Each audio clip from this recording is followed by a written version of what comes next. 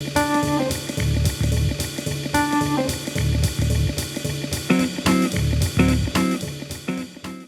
on some of these international products that we're seeing a few controversies in the news as far as, for example, raw milk cheeses.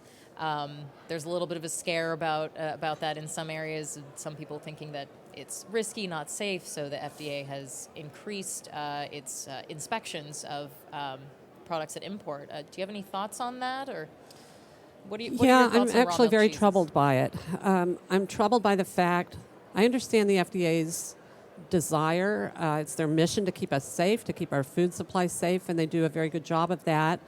I think their resources are perhaps misdirected here. We all know the FDA has limited resources, and I think there are probably areas of the food supply that are potentially more hazardous than cheese, or that have a poorer track record than cheese.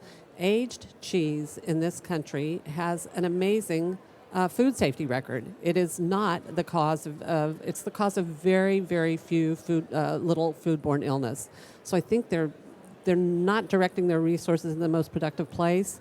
It's also very painful and sad to see product get held up. Imported products get held at the border when they're super perishable, and they get held for 2 or 3 weeks for some kind of testing, and by the time they're released for sale, their shelf life is gone.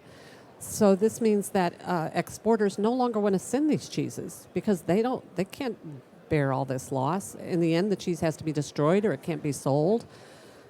So I think there's a little bit of, in my opinion, an excess of caution on the part of the FDA, and I think, I hope that once they realize how safe the cheeses are that are coming in and the cheeses are that are being made here, they'll redirect their resources to maybe some more problematic areas. Do you see raw milk cheese growing out of its niche and consumers taking more interest in it? Do you see it being a bigger product in the future? Well, I wish. I would say I have to see that it's. I say that I see it being somewhat endangered. More and more, I'm hearing from European producers and American producers that a cheese that used to be raw milk no longer is.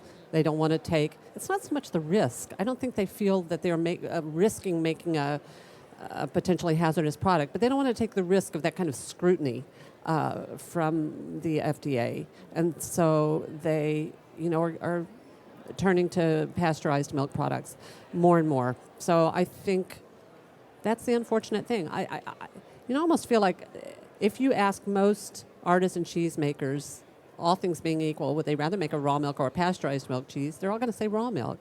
They love the challenge. They love the potential for great, exciting aromas and flavors that you get working with raw milk.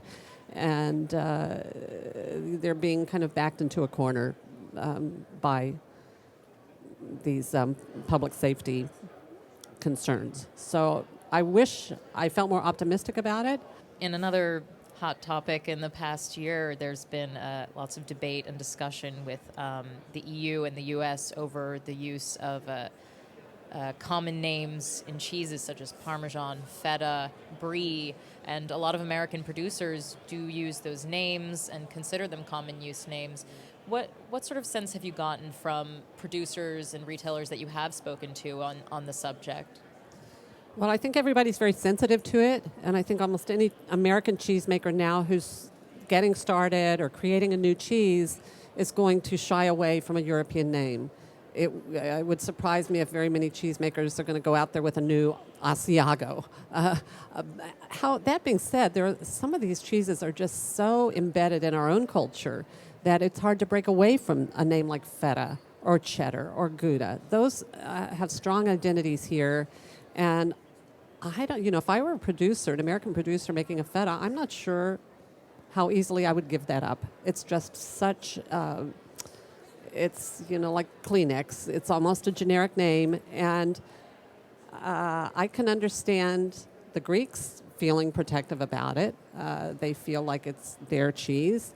On the other hand, I know that there are a lot of Greek cheesemakers, for example, who immigrated to Sardinia. I just had the wonderful opportunity to go to Sardinia this summer, and there's a major community of Greek cheesemakers in Sardinia from it's an impact of World War II. They came over and they to get away from Greece, and they settled in Sardinia where there were sheep, and they started making feta. They knew they had the know-how. They had the sheep's milk. It's feta. So, it's kind of hard to say that just because you crossed a border, that cheese is no longer, it doesn't deserve that name anymore.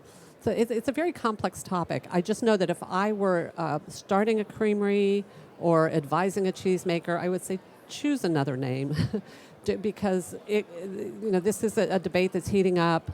The EU could get very insistent on it, and we could agree to their demands. As it stands now, I believe we don't, whatever the EU promulgates as far as name control, the U.S. doesn't necessarily go along. Those are EU rules. We don't necessarily follow their EU rules. That's why our producers continue to call their cheeses feta and so on. But it could become a bargaining chip that we agree to that. So I wouldn't, if I were a cheesemaker, I wouldn't take that risk. I would choose a place name, a fanciful name that had some meaning for you and your creamery. I mean, certainly in the wine industry, this was something that vintners in California faced down a couple of generations ago with the Chablis and Burgundy thing. And I'm sure at the time it seemed very hard to imagine not calling that jug wine Chablis. That's what consumers knew it as. But no one any longer in this wine world speaks about California Chablis or California Burgundy. Those days are over. So we can transition, and we very well may.